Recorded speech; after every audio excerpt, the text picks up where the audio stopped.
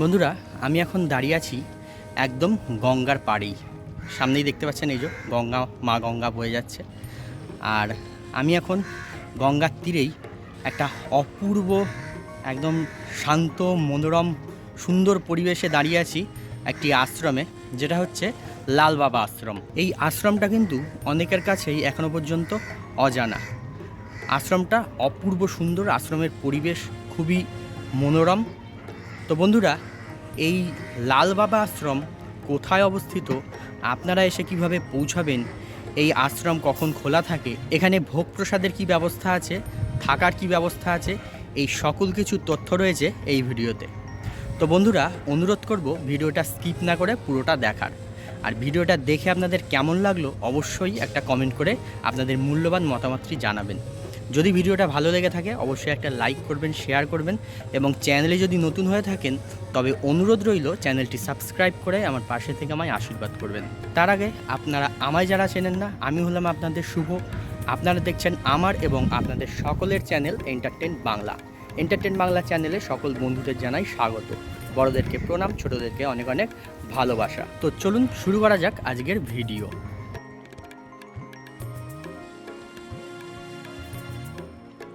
আজকের গন্তব্যস্থলে যাওয়ার জন্য আমি চলে এসেছি এখন বেলুড় স্টেশনে। বেলুড় স্টেশনে আসার জন্য হাওড়া থেকে Bandel local, Bardhaman local, Katwa local, যে কোনো লোকাল ট্রেন ধরেই খুব সহজেই পৌঁছে যেতে পারবেন এই বেলুড় স্টেশনে। আমি নেমেছি 2 নম্বর প্ল্যাটফর্মে। এখন এইখান থেকে দেখুন এই যে সাবওয়ে আছে, সাবওয়ে দিয়ে নেমে গিয়ে তারপরে টোটো স্ট্যান্ড।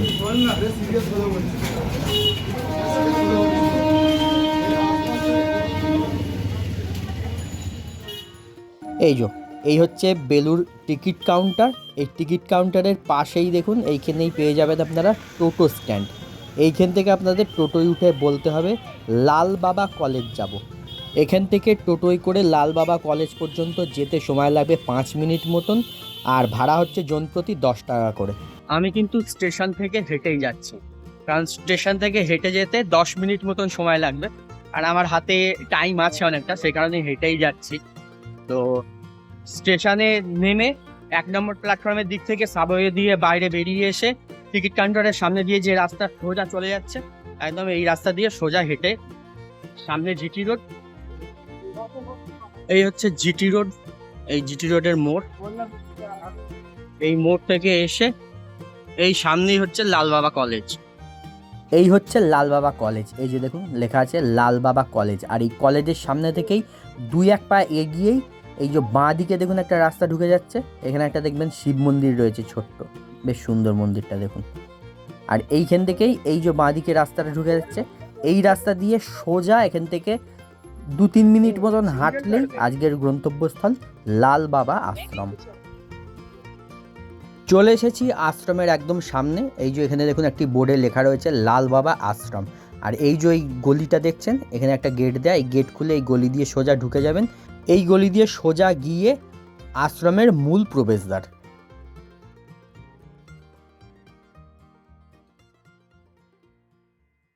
এই হচ্ছে আশ্রমের মূল প্রবেশদ্বার। আর প্রবেশদ্বারের ওপরেও দেখুন ইংলিশ, বাংলা এবং হিন্দি 3টে ভাষাতেই লেখা রয়েছে লাল বাবা আশ্রম। আশ্রমের মূল প্রবেশদ্বার দিয়ে প্রবেশ করে ডান দিকেই দেখতে পাবেন আপনারা এই আশ্রমের কিছু নিয়মাবলী এবং আশ্রম খোলা বন্ধের সময়টা লেখা রয়েছে। এটা আপনারা পজ করে একবার দেখে নিতে পারেন। এই আশ্রম খোলা থাকে সকাল 5টার থেকে বেলা 12টা পর্যন্ত, তারপরে বন্ধ হয়ে যায়। আবার খোলা হয় বিকেল 3টের সময়, খোলা থাকে রাত্রি 10টা পর্যন্ত। চলে এসেছি আমি এখন আশ্রমের একদম ভেতরে। আশ্রম প্রাঙ্গণ পাথর দিয়ে একদম সুন্দর করে বাঁধানো। আর এই হচ্ছে আশ্রমের মূল মন্দির। মন্দিরের চূড়াটা পেছন দিকে অল্প দেখা যাচ্ছে। তো চলুন এবারে আশ্রমের ভেতরে প্রবেশ করা যাক। আশ্রমটা কিন্তু বিশাল বড়, বিশাল বড়, মানে কোথায় যে শুরু কোথায় শেষ কিছুই বোঝার উপায় নেই। বিশাল বড় আশ্রম। মূল যে মন্দির রয়েছে, মূল মন্দিরের সামনেই রয়েছে এখানে একটা দেখুন পঞ্চবটী বৃক্ষ। এখানে বট, অশ্বত্থ, আরও কী কী গাছ রয়েছে। তা এই বট অশ্বত্থ গাছের তলায় দেখুন এখানে একটি ছোট্ট মন্দির রয়েছে। মন্দিরের মধ্যে রয়েছে 2টি শিবলিঙ্গ, আর শিবলিঙ্গের মাঝখানে রয়েছে একটি নন্দী মহারাজের মূর্তি। আর পেছন দিকে রয়েছে শিব পার্বতীর সঙ্গে গণেশের একটি সুন্দর চিত্র।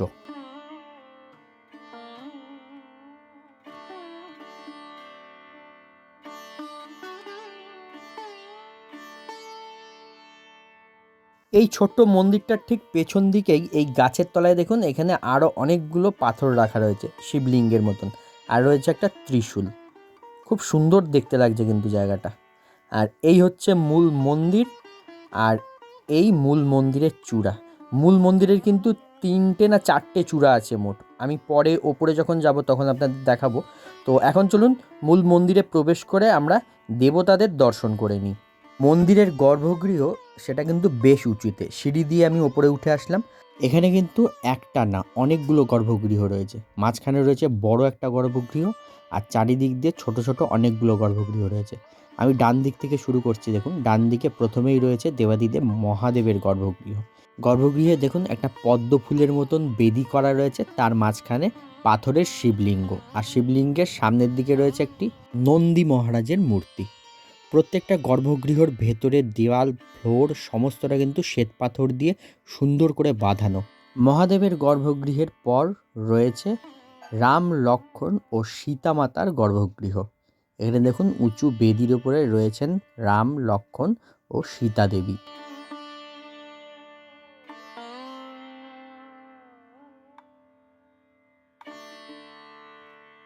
এরপর দেখুন এই একটা গর্ভগৃহ, এখানেও একটা উঁচু বেদির উপরে একটি বিগ্রহ রয়েছে। বেশ বড় বিগ্রহটা। ইনি হচ্ছেন জগৎগুরু শ্রীচন্দ্র ভগবান। তবে এই জগৎগুরু শ্রীচন্দ্র ভগবান ইনি কে আমি ঠিক সঠিক জানি না। আপনাদের যদি কারোর জানা থাকে অবশ্যই কমেন্ট করে জানাবেন। এরপর এইটা হচ্ছে মূল গর্ভগৃহের ঠিক পেছন দিকটায়। আর এখানেও দেখুন এই যে ডান দিকে আরও একটি গর্ভগৃহ রয়েছে। এই গর্ভগৃহে বিরাজ করছেন রাধা কৃষ্ণ।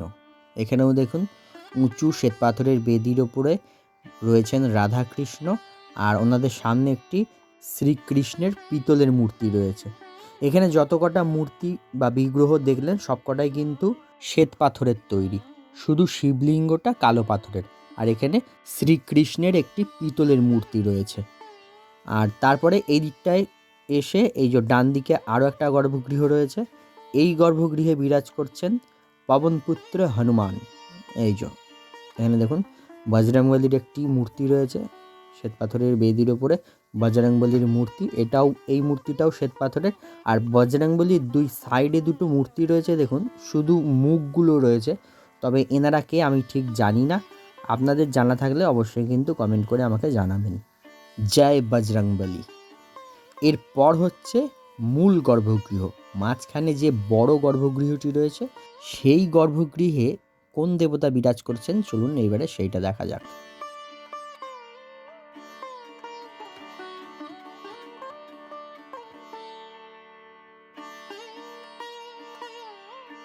এই যে এখানেও বড় উঁচু শ্বেত পাথরের বেদি রয়েছে।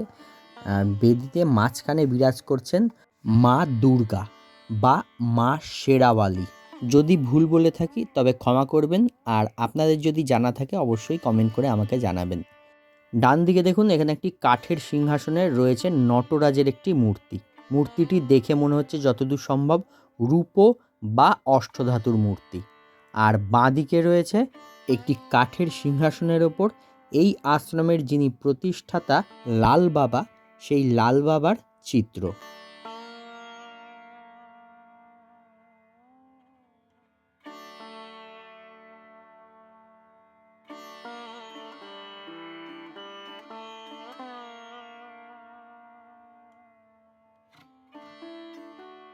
মূল মন্দিরের গর্ভগৃহে দেবতাদের দর্শন করে এবারে বাইরে চলে আসলাম।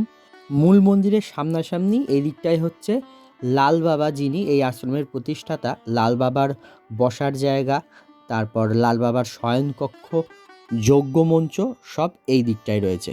তো চলুন এবারে আমরা সেইগুলো দর্শন করে নিই।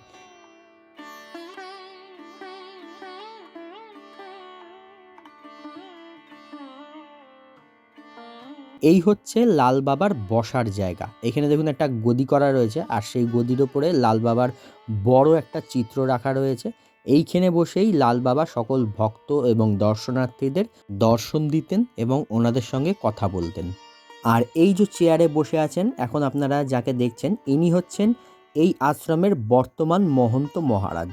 এই আশ্রমের কোথায় কি আছে এই সকল কথা কিন্তু আমি ওনার কাছ থেকেই জানতে পেরেছি। লাল বাবা কোথায় বসতেন, কোথায় শুতেন, ইনি কিন্তু আমাকে সঙ্গে নিয়ে এই আশ্রমের সমস্ত জায়গাগুলো ঘুরে দেখাচ্ছেন। এইবারে দেখুন এই দিকটায় চলে আসলাম। লাল বাবা যেইখানটায় বসতেন তার ঠিক ডান দিকেই এই দিকে হচ্ছে লাল বাবার শয়নকক্ষ। এই হচ্ছে লাল বাবার শয়নকক্ষ। এখানে দেখুন সুন্দর করে খাট বিছানা পাতা রয়েছে, আর এই বিছানার উপরে লাল বাবার একটি চিত্র রাখা রয়েছে, আর পেছন দিকেও দেখছেন বড় একটি চিত্র রাখা রয়েছে লাল বাবার। আর লাল বাবার এই শয়নকক্ষের সামনেই দেখুন এইখানে লাল বাবার পাদুকা রাখা রয়েছে। এই হচ্ছে লাল বাবার চরণ পাদুকা। আচ্ছা, এইবারে আমি চলে এসেছি বাঁ দিকটায়। লাল বাবা যেখানে বসতেন তার ঠিক বাঁ দিকে এখানে দেখুন একটা বেদির ওপরে ছোট্ট একটি সিংহাসন রয়েছে, আর এই সিংহাসনে মহামূল্যবান একটা জিনিস রয়েছে। দেখুন এই যে দেখছেন এইটি হচ্ছে রামায়ণ।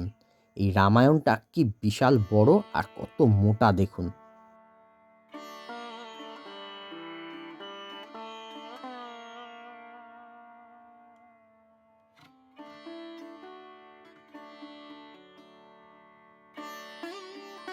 লাল বাবার যে বসার জায়গা আর যে মূল মন্দির রয়েছে তার ঠিক মাঝখানেই রয়েছে দেখুন এই যজ্ঞমঞ্চটি। কি অপূর্ব সুন্দর দেখুন যজ্ঞমঞ্চটি। আর এই যজ্ঞমঞ্চের দুই সাইডে দুটো নাট মন্দিরের মতন রয়েছে, যেখানে বসিয়ে এই আশ্রমে ভক্তদের এবং আশ্রমের যারা সেবায়িতরা রয়েছে, বাচ্চারা রয়েছে, তাদেরকে প্রসাদ বিতরণ করা হয়। এই যে নাট মন্দিরের মতন জায়গাটা দেখছেন, এইখানে বসিয়েই ভক্তদের এবং আগত দর্শনার্থীদের এবং এই আশ্রমের সমস্ত লোকেদের বসিয়ে প্রসাদ দেয়া হয়। আর এই দিকে এই যে সোজা দেখা যাচ্ছে এদিকেও অনেকগুলো কক্ষ রয়েছে। এদিকটায় এই আশ্রমের যারা সাধুরা রয়েছেন ওনারা থাকেন। আচ্ছা, এইবারে চলে এসেছি একদম ঘাটের দিকটা। এদিকটায় দেখুন বাঁধানো সুন্দর স্নান করার জন্য ঘাট রয়েছে।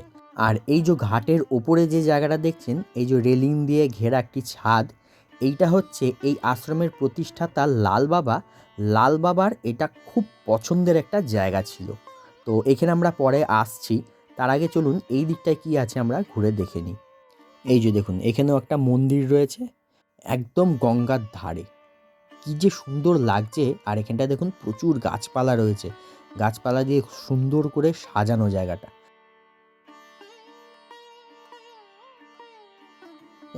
এই মন্দিরেও দেখুন দুটো বিগ্রহ রয়েছে। সামনেই যাকে দেখছেন ইনি হচ্ছেন লাল বাবার পরম ভক্ত শেঠ রামেশ্বর লাল আগরওয়াল। এই আশ্রমের যিনি বর্তমান মহন্ত মহারাজ রয়েছেন, ওনার কাছ থেকে জানতে পারলাম এই শেঠ রামেশ্বর লাল আগরওয়াল লাল বাবার যেহেতু পরম ভক্ত ছিলেন, উনি এইখানে এই আশ্রম গড়ে তোলার জন্য এই জায়গাটা দান করেছিলেন।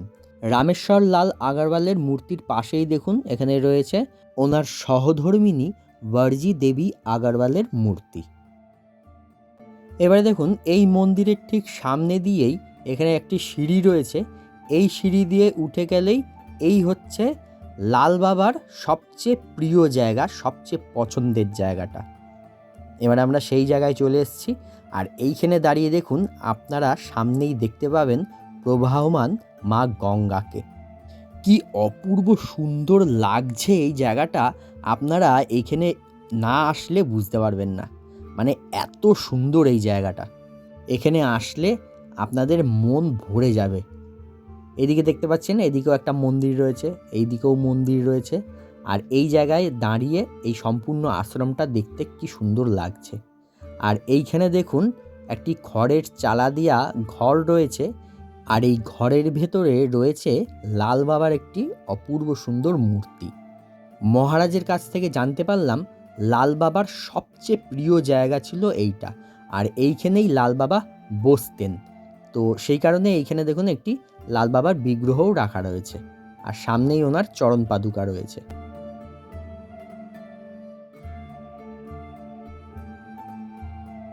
এই যে সামনেই মন্দিরটি দেখছেন, এইটি হচ্ছে লাল বাবার যিনি প্রথম শিষ্য ছিলেন সেই প্রথম শিষ্যের সমাধি মন্দির।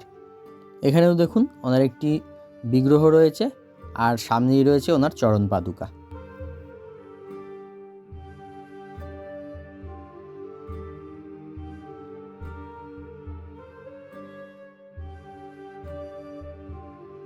এরপর দেখুন এইখানে আরও একটি মন্দির রয়েছে। এইটি হচ্ছে এই আশ্রমের প্রতিষ্ঠাতা লাল বাবার সমাধি মন্দির। এই মন্দিরের গর্ভগৃহেও দেখুন লাল বাবার একটি অপূর্ব সুন্দর বিগ্রহ রাখা রয়েছে। আর লাল বাবার বিগ্রহ যেখানে রাখা রয়েছে সেই বেদির নিচের দিকেই এখানে দেখুন একটি চিত্র রয়েছে, যেখানে একটি সিংহ এবং একটি গরু একই পাত্র থেকে জল খাচ্ছে। লাল বাবার মূল উদ্দেশ্যই কিন্তু এইটাই ছিল যে কারোর মধ্যে কোনো রকমের উঁচু নিচু, ছোট বড়, গরিব বড়লোক এরকম কিচ্ছু থাকবে না, সবাই সমান, সব মানুষ সমান। সেটাই কিন্তু এখানে দেখানো হয়েছে। এই যে আমরা যেমন একটা প্রবাদ শুনি যে বাঘে গরুতে এক ঘাটে জল খায়, সেটাই কিন্তু এখানে দেখানো হয়েছে। সেই জন্যেই এখানে এই চিত্রটা রয়েছে, একটি সিংহ এবং একটি গরু একই পাত্র থেকে জল খাচ্ছে। মানে কেউ ছোট বড় উঁচু নিচু কিচ্ছু না, সবাই সমান। আচ্ছা, এবারে দেখুন এখান থেকে একটা সিঁড়ি উঠে গেছে, লোহার সিঁড়ি। এই সিঁড়ি দিয়ে আমি এবারে উপরে উঠে আসলাম। এইখানে দেখুন বিশাল বড় একটা ঘর রয়েছে। এটা একটা বড় হল ঘর। আর এই হল ঘরের দেখুন অনেকগুলো দরজা রয়েছে। এই হল ঘরটা হচ্ছে এই আশ্রমের অতিথিশালা। বিশাল বড় হল ঘর। এই যে দেখুন বিশাল বড় ঘরটা। আশ্রমে থাকার জন্য কোনো অতিথি আসলে যারা থাকতে চান তাদের কিন্তু এই হল ঘরেই থাকতে দেয়া হয়। এখানে দেখুন এই যে এইদিকে বিছানা রয়েছে, লেপ কম্বল তোষক বালিশ সব রয়েছে। এখানে এই বিছানা বিছিয়েই থাকতে হয়। এখানে দেখুন একজন রয়েওছে। আচ্ছা বন্ধুরা, আমি এখন বসে আছি এই লাল বাবা আশ্রমের যিনি মহন্ত মহারাজ আছেন ওনার কক্ষে আমি এখন বসে আছি। তো উনি আমার সামনেই আছেন। তা এই আশ্রম সম্বন্ধে ওনার কাছ থেকে আমরা কিছু তথ্য, কিছু কথা শুনে নেব। নমস্কার মহারাজ, আপনার নামটা একটু বলুন। আমাকে বলা হয় ভৈরব মুনি। আচ্ছা বাবাজি, এই যে লাল বাবা আশ্রমে আমরা বসে আছি, এই লাল বাবা কে ছিলেন এবং এই আশ্রমে বা এখানে কিভাবে প্রতিষ্ঠা হলো সেই সম্বন্ধে যদি আমার দর্শকদের কিছু বলেন একটু। লাল বাবা হলেন আমার দাদাগুরু। ওনার বড় প্রধান শিষ্য আমি। লাল বাবা নিজে 1903-4 আসলেন, আবার চলে গেলেন। তার আগে উনি আসলেন 1895 এরকম কিছুতে, আবার চলে গেলেন। তারপরে সেকেন্ড ভিজিটে 1905 কিছু আসলেন, আবার চলে গেলেন। থার্ড ভিজিট উনি যখন করলেন সেটা হলো 1925। 1925 যখন উনি আসলেন তখন এসব পুরোই মানে ইট খোলার পুরো এরিয়াটাই পুরো ইট খোলা দিয়ে ভর্তি ছিল, গাছবাড়ি ছিল, বাকি শ্মশান, পালঘাটটা এখানে শ্মশান ছিল। আচ্ছা, বাবাজি যখন আসলেন তখন এখানে একটা দুটো সমাধি হবে, আর বাবাজি এই গঙ্গা দাঁড়ি চুপ করে বসে গেলেন। আর নিজের যোগ মায়া দ্বারা ওনার যোগ সিদ্ধি অনেক ছিল, ধ্যান করতেন, যোগ করতেন, জল ক্রিয়া করতেন, আর আগুনকে নিয়ে করতেন, ধুনি তাপতেন, অখণ্ড ধুনি তাপতেন। উনি ভিক্ষা করতেন। ওই সে আমলে এখানে এসে এখান থেকে বেলুর বাজারে চলে যেতেন, বালিঘাট বাজারে চলে যেতেন, লিলুয়ায় চলে যেতেন। আর ভিকার ওই ঝোলা নিয়ে ঝুলি, মানে তো কাপড়ের ঝুলি বানানো হতো, কাপড়ের ঝুলি নিয়ে যেতেন। যা যেখান থেকে পেতেন সেটা নিয়ে আসেন বানাতে গেছে। ওরই ভিতরে দু একটা চমৎকার বাবাজি দেখালেন। দু চার ভক্তদের কিছু বললেন ওনার বাণী, আর ওনার বাণীটা শ্যুট করে গেল। আর ওনার বাণী শ্যুট করবার ফলে বাবাজির যা আশীর্বাদে ওদের কাজটা সম্পন্ন হলো। তারা যখন বাবাজিকে জিজ্ঞাসা করলেন, তো বাবাজি বলেন কি, ভাই আমার চাহিদা আছে কি এরকম কিছু সমাজে হোক, সমাজটা উন্নতশীল হোক। বাবাজির বাণীর ভিতরে ছিল কি, সমাজে যাকে কেউ না চাইবে তাকে তুমি ওয়েলকাম করো, তাকে দুটো। আচ্ছা, এরকম করে বাবাজির 8-10টা মেন সিদ্ধান্ত ছিল। উনি যতদিন ছিলেন সেটা চালালেন। ওনার পরে যারা যারা আসেন যত পারলেন সময় চেঞ্জ হলো, আর অনেক কার্যক্রম, অনেক কিছু উন্নতি অউন্নতি দুটোই হলো। তাও আমরা এখনও সেরকমভাবে চালানোর চেষ্টা করছি কি, যাদের সমাজে কেউ চায় না, পাগল আছে, ছাগল আছে, বাড়িতে কিছু এমন করে গেছে কি তাকে তিরস্কার করে দেওয়া। যারা তিরস্কৃত তারাও ওয়েলকাম আছে এই আশ্রমে। আচ্ছা আমরা তাদেরকে প্রশ্রয় দেই, তাদেরকে দেখি যদি কাজকর্ম ঠিক করছে, ওর থাকবারই এই আছে। তো তখন আমাদের ব্রাঞ্চ ছিল পানাগড়ে, ব্রাঞ্চ এখনও আছে। স্থিতি ব্যবস্থিতা এদিকে চলে গেছে, কিন্তু পানাগড় ছিল, আর ডানকুনিতে ছিল, আর রামগড় ঝাঁসিতে ছিল, আর ব্যান্ডেলে ছিল। এইসব জায়গা 3-4টে জায়গা বলুন বড় বড় ছিল। তা আমরা চালাচ্ছি, এটা ওপেন প্ল্যাটফর্ম আছে, যেরকম আমরা হাওড়া শিয়ালদাতে দিই। কেউ আসলো 2 দিন 3 দিন থাকবে, খাওয়া দাওয়া ফ্রি। আচ্ছা, এখানে সাধারণ মানুষরা আসলে তাদের থাকার ব্যবস্থা আছে, খাওয়ার ব্যবস্থা আছে। আচ্ছা, এখন এটাকে তুমি ফ্যামিলি যদি নিয়ে আসো, তো এখন আমাদের কাছে এত ঘর নেই যে আমি তোমাদের ঘর দিতে পারি। হল আছে, ফ্যামিলির সঙ্গে হলে থাকে, হলে থাকে, কোনো অসুবিধা নেই। আচ্ছা 3 দিন আমরা, 2 দিন 3 দিন আমরা কিছু বলবো না। আচ্ছা, আমাদের টাইমে যা খাওয়া দাওয়া হয় করো, কালীঘাট দক্ষিণেশ্বর এদিকে ওদিকে ঘোরা আছে, ঘুরে ফিরে দেখো। 3 দিন পরে এখানকার যারা রয়েছে, কর্মচারী বলো, সাধু বলো, ওরা একবার বলবে যে মহারাজ আপনি থাকবেন কি যাবেন কি আপনার প্রোগ্রামটা। হতে পারে অনেকদের অসুবিধা হয়, বাবাজি বলে বাবাজি একদিন আর থাকবে, কালকে চলে যাবে। ঠিক আছে, আচ্ছা, থাকবারই ধান্দায় যদি আছে, যদি কেউ না থাকতেই চায়, সুবিধা আছে এই সেই, তো 3-4 দিন 5 দিন পরে তোমাকে কর্ম করতে হবে, কোনো কাজ এটা করতে করতে হবে। আচ্ছা, মানে এখানে এমনি 3 দিন থাকা ফ্রি, আর তারপরে যদি থাকতে হয় তার জন্য আশ্রমের কোনো কাজ করে তারপরে থাকতে হবে। আচ্ছা আচ্ছা, এখানে কি কি অনুষ্ঠান হয়?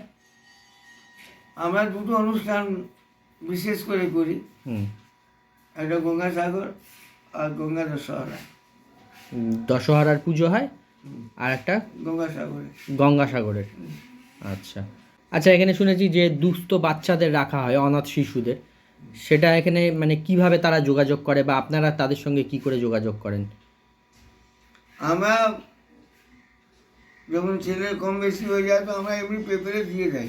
আচ্ছা কি যে পরিবার সন্তানকে পড়াতে অসুবিধা হচ্ছে ইত্যাদি ইত্যাদি, তারা একবার সম্পর্ক করতে আসে। আচ্ছা মাঝে মাঝে আমরা অ্যাড দিয়ে আসি। আর এমনিতে স্টুডেন্ট ওরা আছে, তো বেশি করে কী হয় কি, মা আসবে কিংবা বাবা আসবে, কোনো সময় মা বাবা দুজনেই আসবে, কোনো কোনো সময় আলাদা আলাদা করে আসবে। আচ্ছা তাদের কোনো ব্যক্তিগত কোনো প্রবলেম আছে, পাচ্ছে না, নয়তো টাকা পয়সা নেই কিংবা থাকবার জায়গা নেই, একটা কোনো করে দিল, ইন্টারনালি কিছু একটা আছে, সেটা আমরা পরে বুঝতে পারি, ছেলেকে রেখে দেওয়া হয়। তার কাপড় জামা, তেল, ডক্টর সাহেব, হ্যান ত্যান, জলপান, টিফিন সমস্তটাই ফ্রিতেই হয় একদম। আর এখানে ছেলেদেরই রাখা হয়, তাই তো? ছেলেদের। আচ্ছা আচ্ছা আচ্ছা, বর্তমানে এখানে কত বাচ্চা আছে, কতগুলো? বর্তমানে এখন কিছু 18-20টা রয়েছে। 20 জন বাচ্চা রয়েছে এখানে। এখানেই থাকা, খাওয়া, পড়াশোনা সব সব? সব সব টোটাল। আচ্ছা আচ্ছা আচ্ছা, এখানে যদি আপনাদের সঙ্গে কেউ যোগাযোগ করতে চায় যে আগের থেকে প্রসাদ পাওয়ার জন্য, বা এখানে কোনো দুস্থ বাচ্চার জন্য, ফোন নাম্বার যদি বলেন। 9123-384-002। ঠিক আছে বাবাজি, ধন্যবাদ। তো বন্ধুরা, আমরা এই আশ্রমের যিনি মহন্ত মহারাজ, ওনার কাছ থেকে এই আশ্রম সম্বন্ধে কিছু তথ্য জেনে নিলাম। এবারে আমি চলে এসেছি একদম নিচে। এবারে যাব এই আশ্রমের একটা খুব সুন্দর জায়গা, যেটা হচ্ছে গোশালা। এই আশ্রমের কিন্তু গোশালাটা বিশাল বড়, আর এখানেও কিন্তু প্রচুর গরু রয়েছে। দেখুন, আশ্রমের গোশালার সামনেই এই গোমাতাদের বাধা রয়েছে। এখানে দেখুন এই যে বাছুরগুলো রয়েছে, কি সুন্দর লাগছে বাছুরগুলোকে দেখতে।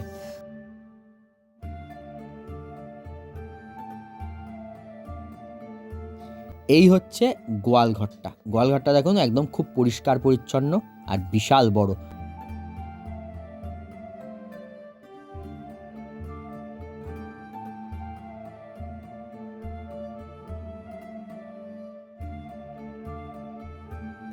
গোয়ালঘরের ভিতর দিয়ে এসে এই দিকটায় দেখুন, এদিকটা হচ্ছে গোমাতাদের খাবার রাখার জায়গা। এখানে একটি খড় কাটার মেশিনও রয়েছে, এই মেশিনে খড় কাটা হয় আর প্রচুর খড় রাখা রয়েছে। আর এদিকে দেখুন বস্তায় করে খোল, ভুসি, এইসব খুঁত এইগুলো সব রাখা রয়েছে। সমস্ত গরুদের খাবার রাখা রয়েছে এইখানটায়।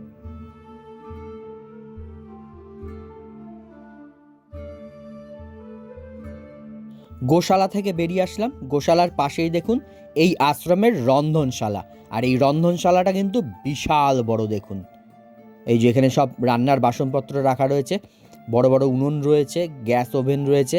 আর এখানে দেখুন দুপুরের যে খাবার সেটা কিন্তু তৈরি হয়ে গেছে।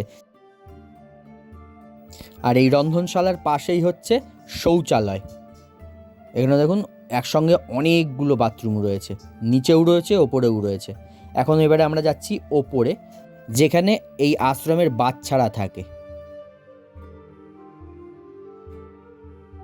এই যে এই রুমগুলোতে হচ্ছে বাচ্চারা থাকে। এইটা হচ্ছে একটা 3তলা বিল্ডিং। এই একদম ওপরে, এটা 3তলার একদম ওপরের ঘরগুলো, এই রুমগুলোতে বাচ্চারা থাকে। নিচের রুমে এই আশ্রমের সাধু নিবাস, মানে এই আশ্রমের যারা সাধুরা বা সেবায়েতরা রয়েছেন তারা থাকেন। এই যে দেখুন এখানে সব বাচ্চাদের ট্রাঙ্ক, বাক্স টাক্স রাখা রয়েছে, মানে ওদের জিনিসপত্র রয়েছে। আর এই যে এদিকে সব শোয়ার জায়গা। কে তোর নাম কি? হ্যাঁ, আচ্ছা, এখানেই থাকিস তো? কতদিন হয়েছে এখানে রয়েছিস? তুই 7 মাস রয়েছিস এখানে? আচ্ছা, তোর নাম কি? আচ্ছা, তোর বাড়ি কোথায় এমনি? হুগলি কোথায়? আচ্ছা, তা এখানেই এখন থাকিস? আচ্ছা, ভালো লাগছে এখানে থাকতে? কিসে পড়িস তুই? আচ্ছা, আর তুই? আমি সূর্য তামান। আচ্ছা, তুই কিসে পড়িস? আমি 7-এ। আচ্ছা, ঠিক আছে। তাহলে তোদের এখানে থাকতে ভালো লাগে খুব? আশ্রমের এই 3তলার ছাদে দাঁড়িয়ে আশ্রমের সামনের এই পরিবেশটা কি অপূর্ব সুন্দর দেখতে লাগছে। একবার দেখুন, চারিদিকে যেন শান্তি বিরাজ করছে। এই অপরূপ সৌন্দর্য দেখে মন একদম শান্ত হয়ে যাচ্ছে। আর আশ্রমের যে মূল মন্দিরের যে চূড়াগুলো নিচ থেকে তো দেখা যাচ্ছিল না, এই ছাদে দাঁড়িয়ে দেখুন আশ্রমের মন্দিরের চূড়াগুলো সুন্দরভাবে দেখা যাচ্ছে।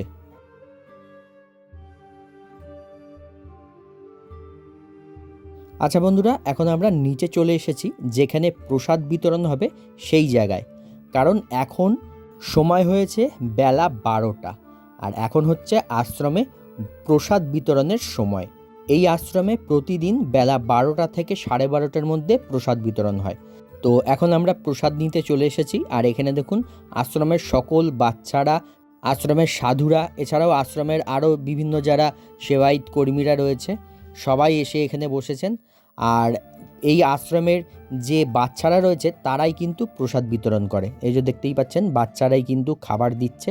আর এই আশ্রমে একটা নিয়ম আছে, সবাই প্রসাদ পাবে, তারপরে সবাই মিলে একসঙ্গে প্রসাদ গ্রহণ করবে। আর প্রসাদ গ্রহণ করার আগে এখানে ঠাকুরের নাম হয়, তারপরেই প্রসাদ গ্রহণ হয়। আজকের প্রসাদে আছে সাদা ভাত, মুগের ডাল আর একটা 5 মিশালি তরকারি। তো বন্ধুরা, আমার প্রসাদ গ্রহণ করা হয়ে গেছে, এবার আমি বাইরে চলে এসেছি। এই আশ্রমে এসে আপনারা কিন্তু 3 দিন বিনামূল্যে থাকতে পারবেন এবং 3 বেলাই খাবার পাবেন। তবে 3 দিনের অধিক যদি থাকতে চান, তার জন্য মহারাজের সঙ্গে আগে কথা বলে নিতে হবে, তিনি কি বলতে চাইছেন, থাকতে গেলে কি করতে হবে।